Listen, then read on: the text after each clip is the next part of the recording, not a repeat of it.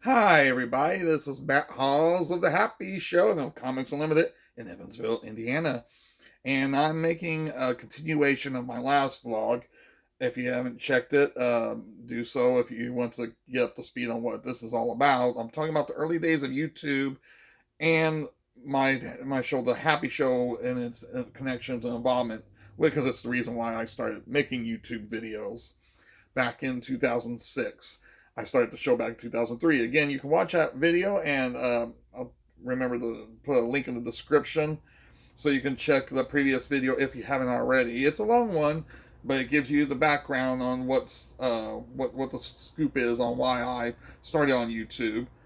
And where I left off, I was talking about how different YouTube was when I got on. I pretty much gave the gist of the early days of YouTube, or of the Happy Show, and why I decided, because a friend suggested to me that I put stuff on YouTube. I put the Happy Show on YouTube, which I thought that was a great way to share the stuff.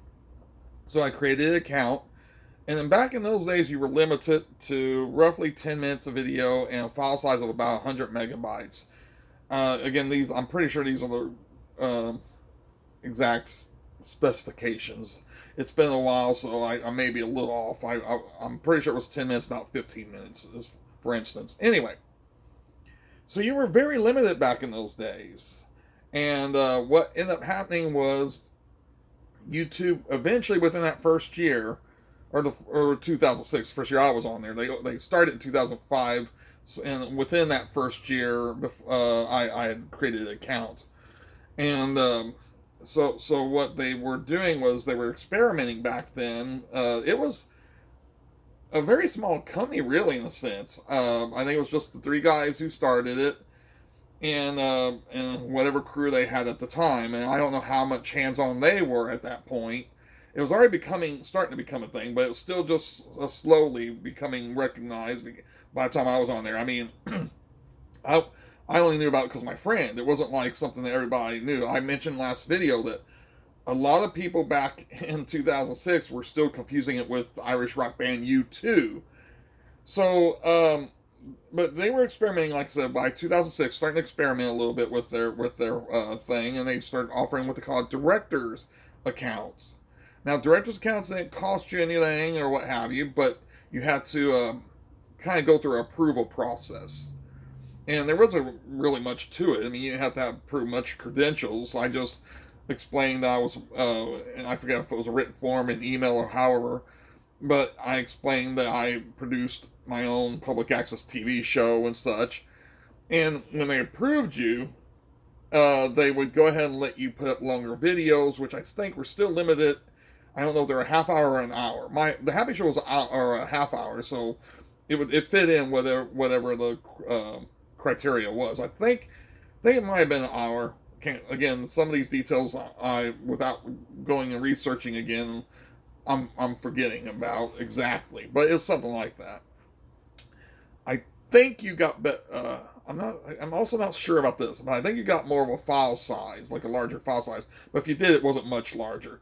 Again, if you look at when I say again, I'm referring to my past video, what I mentioned in that.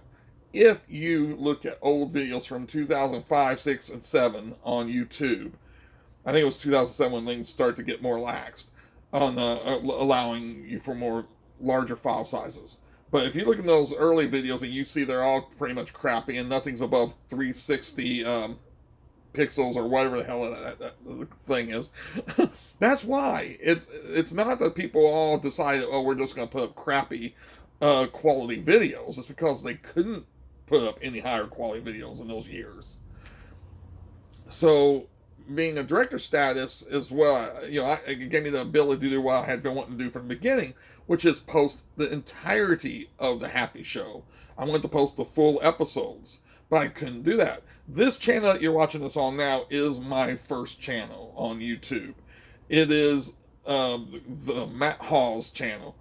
The other one I did create in 2006 so I could get director status, which I'll explain why I did it to two separate channels. I didn't have to do two separate channels. No, actually, I think I did. That's the whole point. I think I did have to create another channel to be able to get director status because, or no. See, it's been so long. It's almost 20 years now. You gotta forgive me. Now that I'm actually conversing, because as you can tell with a lot of these vlogs and all the vlogs lately, I don't prepare for these. I just do them off the cuff. So some things are coming back to me as I'm actually talking about it.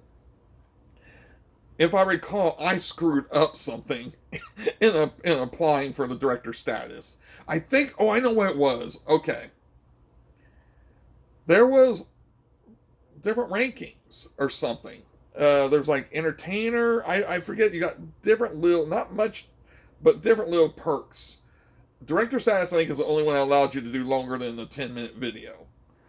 There was like an entertainer level and then something else. And so I chose I think I chose the entertainer with the idea that you could combine like director, entertainer, and stuff like that. And again, director status, I know for sure was the term they used for that. The entertainer, it may have been something else, but it was something along those lines that it was called entertainer or something like that. So I chose the one thing that you could, like I said, add to it. No, you chose one, you were stuck with it, and I don't think you could reverse it. At least I didn't know of a way to reverse it at that time. That's why I created the Happy Show channel, because I still wanted to have the opportunity to upload full episodes of the Happy Show. In order to do that, though, I had to go and create a new channel and then reapply that channel. It's a little complicated there. It's something that I've never been totally happy with, but I maintain both channels to this day, and they mostly have separate content. Back then, obviously, the difference was that one channel had the full episodes and one channel had segmented episodes. Just I took excerpts from it, and since it was a variety show kind of deal I did, most of it was done in segments. So it was very easy. There was not really a continuing theme typically throughout the whole episode. So I could easily break it down like that. And I don't know if it's partly because that was a channel I started with, this channel here, the Matt Hall's channel. I don't know if it's because I started with this channel and that's where I was already building an audience. And so I had these people who were sticking to this channel and watching those segments, or if it's simply that they were bite-sized and easier to digest, so to speak, so people watch it. But it seems like the secondary channel didn't reach the same amount of viewership or subscribers, though it did. Both channels back in those days had a pretty healthy amount of subscribers, and what would be considered healthy, especially for today. Back then, I was having an average of a few hundred views per video, and some took off to the thousands and all that. But the average was like 300 plus views on a video back in those days, and maybe even a little bit higher than that. And then, but occasionally I would get, like I said, one subject matter or a certain video would just take off and get more than that. Drawing videos did get thousands of views, hundreds of thousands of views in some cases. Like I said in the last video, they were my most popular videos, even though, oddly enough, ironically enough, since I am an artist, I do like drawing, I hated making the drawing videos. As I mentioned last time, it was a necessity for that. It sounds weird, but it's just the idea, the pressure. Even though I'm just filming myself, it's just the pressure involved with it, and it's not going to be my best work because of what the intention is, which is frankly just to have some drawing on video to fill up time. So I just never, but they're popular. They've been popular with people. People still ask me if I'm ever going to do more drawing videos, and I may. So I'm not discounting that, but I'm just saying that that's where the view counts were. But I did pretty healthy. Like I said, I had gotten tons of subscribers, regulars that followed me and commented on every video. There was a good amount of comments all the time. Back in those days, there was a healthy community on YouTube, and it was a community, because nowadays there is a loss of community. I hate that there is, because there didn't have to be. A lot of people, when YouTube, I'm jumping ahead a little bit here in time, when YouTube got bought by Google, a lot of people dreaded that and thought that was the end of YouTube as we knew it. And honestly, it eventually was. But again, that was partly because the community itself let it happen. We weren't kept from making our own videos. We weren't being charged to make them. There was no difference in the way we made our videos and uploaded them really as much, except for technical issues that got resolved, or the new ones that came along that create issues. But nothing. But we still had the ability to create our vlogs just like we do to this very day. And there was no reason why the community had to leave YouTube. YouTubers of the period, the vloggers and such, they abandoned YouTube. So, my channel's proof of this, okay? Because I never have stopped producing materials for YouTube. To this day, I put up stuff on YouTube. I do not vlog regularly, and I do not do my videos as quickly, except for recently, as quickly as I used to. I used to, post something every other day or something, or close to that, certainly every week. And that's because the Happy Show, whenever I started, was ongoing. Again, this whole idea of me using YouTube originally was for the Happy Show, the purpose of that. And then it got into vlogging, which was an additional side feature. And then I still use it nowadays, like I said, to put up not just vlogs, but creative stuff I do that could have been in the Happy Show back in the day. But like I still do music videos and such, and different things, But the reason why the view counts have suffered over the years, it's because the viewers abandoned it. In other words, the community abandoned other YouTubers, and they abandoned themselves. They would close their channels and all. This is something that happened, like I said, around the time Google purchased, which was still like another year off from the period that I was discussing already. Because I want to go back, honestly, to the 2006 and not carry on that rant right now. I might come back to it, and whenever I get to that period, discussing that period again. But I'm going to step back again to 2006, roughly, and so because I want to explain some things again for posterity and for you viewers who don't know about this sort of thing. Back in 2006, there was a single homepage. Now, let me explain what I mean by this. You and me and this person and that person, we all signed into YouTube. We all saw the same page, the same videos being recommended on the wall. All of us saw the same thing right there. There was no algorithms back then. There was no nobody. We weren't getting a view of our own personalized homepage. YouTube introduced that a little bit later on. I think that was a Google thing that when they were bought by Google, that was introduced. And so it ain't like here's your subscriptions. I think the subscriptions things was there because that was a feature from the get-go, as far as I recall. But the featured videos on the page, everybody saw the same featured videos. It wasn't based on an algorithm, because again, algorithm on YouTube did not exist at that time. They weren't using algorithms, and so you couldn't see, or if they're using algorithms, it wasn't for that purpose. I don't know any inner workings beyond that, but you didn't have the stuff recommended to you by YouTube and that sort of thing. So we all saw the same page. And the reason I keep stressing this is because it is something that made a huge difference to a lot of YouTube people, especially the early YouTube celebrities. The people who were only famous on YouTube before YouTube became so big, they also branched out. Like that nowadays Logan Paul. I've never even watched a full video of his, but I know his name because he's such a huge celebrity. Back then, the huge celebrity, I think, was Lisa Nova, a woman named Lisa Nova. But nowadays, we're talking about a guy who's known by literally millions. Back then, it seems to be thousands of people, really, more than millions. But I'm sure there was views, even in 2006, videos that got views in the millions, but it wasn't super common for a regular YouTuber. And this was before, because YouTube was still a new thing, this was before networks and cable channels and news organizations and all these corporations had their own channels, because most of them didn't, YouTube was just, like I said, barely known at that point, and they were worried about it until they realized the power of YouTube after Google had bought it and it became more and more prominent with culture and everything.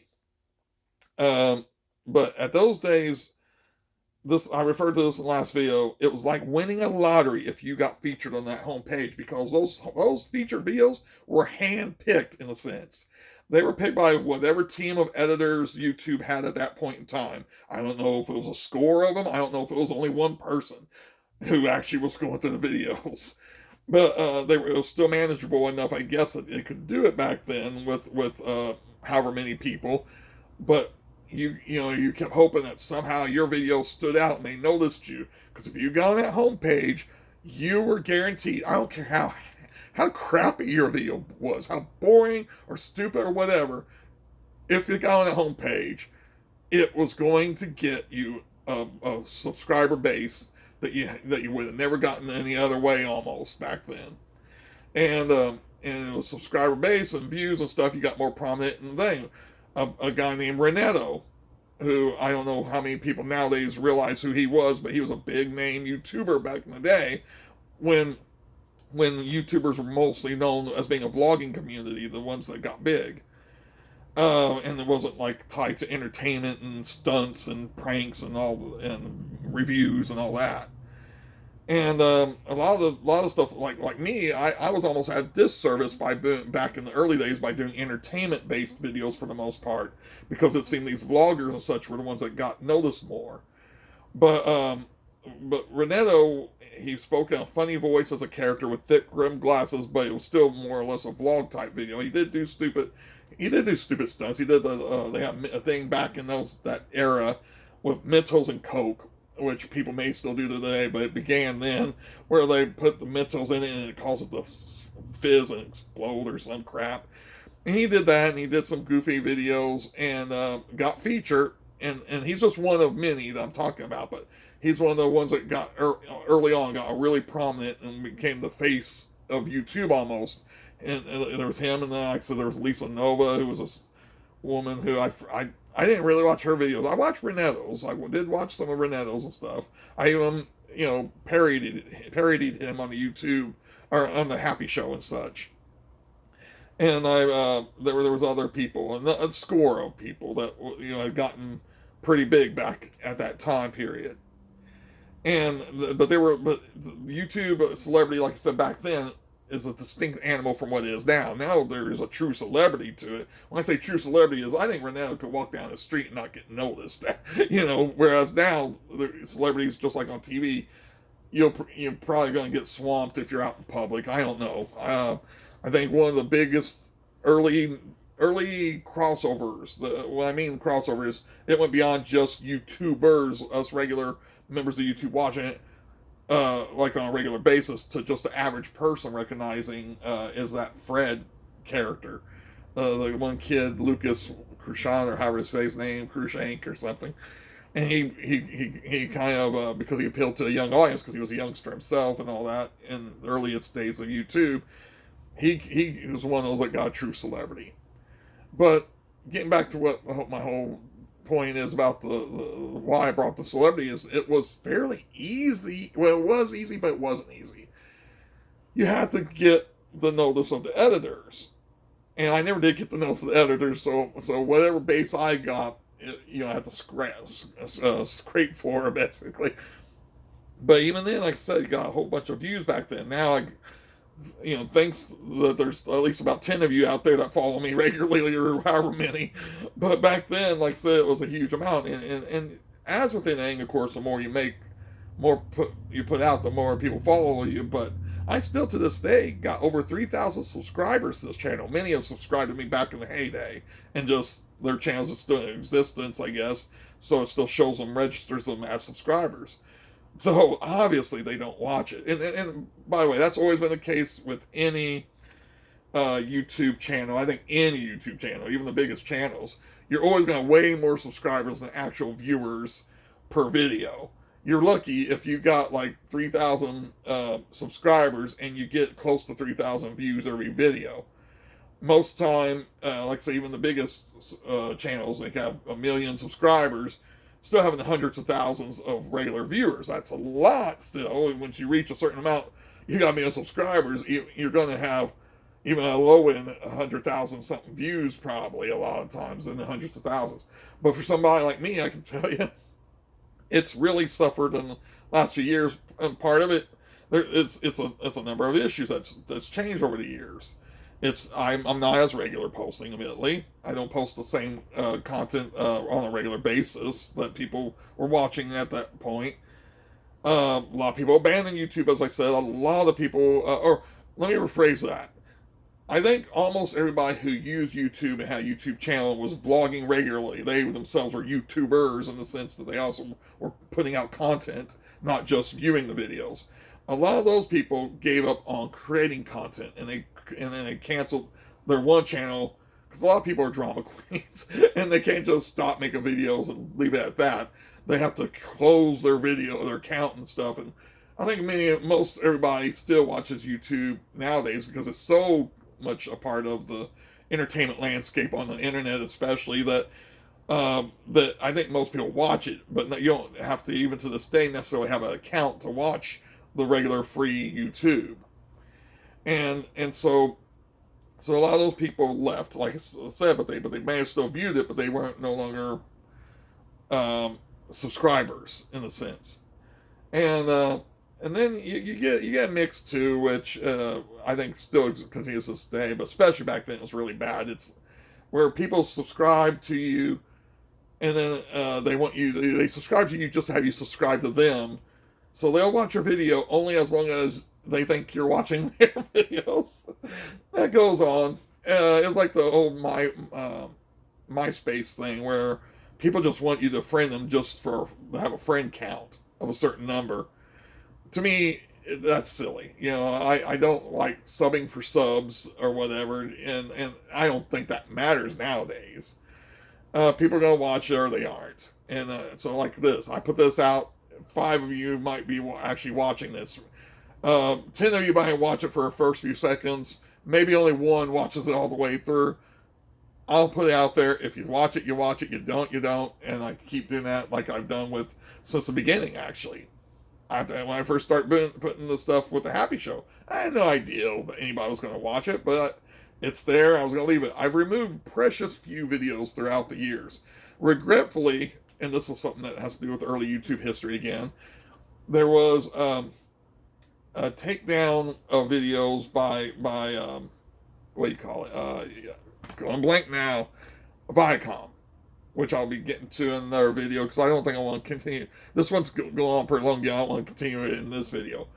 But Viacom took down some videos in 2007, and this was, I'll explain it in the next video, but this was something that at that time was new. The YouTube had to deal with. They always had to deal with copyright issues and hassles from corporations once they start to get known. But Viacom did a sweep back in those days that created a big hoopla, and I made a number of videos denouncing that, especially because I got caught up in that, which again I'll address in the next video. But because of that, there was a period where, like I said, a number of videos, and a little bit later, like a year or two later, I got frustrated about something and decided to remove a number of those videos, which I wish I hadn't done, because the vast majority of my videos exist on YouTube, but I did remove some from that period. Now, this is the point to go ahead and explain to you that the Happy Show channel, like my sister channel, if you will, I still, like I said, maintain that channel. I still put videos. Sometimes I put videos more regularly on that video than I do on this channel. But I've used both of them. I have no intention from here to the near future of ever stopping, as long as I can put these up for free and get some views, or even if I don't get any views, but as long as I can just put it up there, I will continue to use both channels. So if you want to, you can check out that. But I can tell you why you want to check out that as a kind of a companion piece to this video, if you're interested. I decided I'm going to upload some of those old vlogs. Now, if it's real timely to that period, I don't know, unless it just illustrates the history behind YouTube. I don't know if I'll upload it. Like if it has something to do with YouTube, I think I will. Like the glitches that we used to have on the website all the time back in the early days. But if it has to do with some entertainment news that happened to come out in 2007 and 2008 that doesn't really pertain to anything now, and that's all I'm discussing in the vlog, I may choose not to upload that particular vlog. But otherwise, I'm going to try and upload most all these vlogs whenever I was regularly doing it, so that you have a historical perspective of the vlogs as I actually recorded them in the day. They're on this channel too, most of these. Like I said, the other ones, a few I had taken down over the years. And those, if I think I still have them, I will be uploading to the other channel. But you can actually go back, if you go way back into the videos on this channel, see a lot of the vlogs here too. But if you just want to see it as it comes out on that channel, go subscribe to that channel. Subscribe to that channel anyway if you want, because it does have different content from time to time. I try to keep them, both channels having a somewhat separate identities. Even when it's a similar video I'm sharing that may be in a different form on that, like the Paul is Dead video I talked about in another video or vlog recently, where I here on this channel you can see it in its full entirety. On that channel it's in segments. So even if I do use some of the same material, like I said, sometimes it's presented in a different form. And that was a reversal there, me using that channel for segments from the original days, because going back again to 2006, there was, like I said, that I was using this channel to put up the segments, and using the Happy Show channel to put up the full episodes. And I got, like I said, a pretty good amount of people who were following the show and such. And then we used to be able to do video responses to each other, which is something that I think they should implement again, but they've gotten rid of. You used to be able to somehow tag onto the other person's video, and so people watching that video can see these responses, and you can click on and see a video response to the other response, and that was really awesome. I don't know why YouTube ever got rid of that. That was kind of a cool thing, because it helped strengthen the community and such. And there was glitches that we used to refer to, and some of those old vlogs of mine, you would talk about this, because YouTube was really glitchy back then. And so I called the glitch goblins. I did a video with the glitch goblins and such. So that's another thing people nowadays don't realize. I mean, yes, any website to this day is not going to run flawlessly or perfectly. There's still going to be times where the site might go down or there's error. But oh God, it's nothing like it was back then. It was such a regular occurrence almost. I'm going to stop the video here, but I'm going to lead in, because we're kind of leading into 2007. When we go into 2007, that's when we go into when Viacom does that copyright dragnet and catches a lot of people unfairly as infringing on copyrights, which they didn't, and me in particular, flat out didn't. But this was before they did things based off, again, algorithms, all that. They were going by keywords. And anyway, that will be in my next video. And I'm going to stop right here. And hopefully, if you can stand to listen to me yammering on about this sort of stuff, check in on that next video and find out what happens whenever Viacom comes along, Google comes along, and so on and so forth. And I'll try to wrap this up in the next video or so, as far as discussing the early days of YouTube. If you have any questions, go ahead and comment. Because like I said, I'm making this up on the fly, so this isn't already, the next part's not already written. If you have any kind of questions you want to know about early days of YouTube, you weren't using YouTube at the time, maybe, or maybe you were, but you didn't know about certain things and you're curious, or you weren't even born, and you just want to know what happened. And, ask me a question and I'll address it into the next video too. Or you can ask me questions, period, about the Happy Show or my experiences here, and I'll try to fit that in somehow. If I don't fit in that video, if it's for some reason it doesn't apply to the subject matter at hand, I can make another video addressing it. So, thanks for watching, and I'm going to leave it here, and see you in the next video, hopefully. Yay! I'm going to shut this thing off.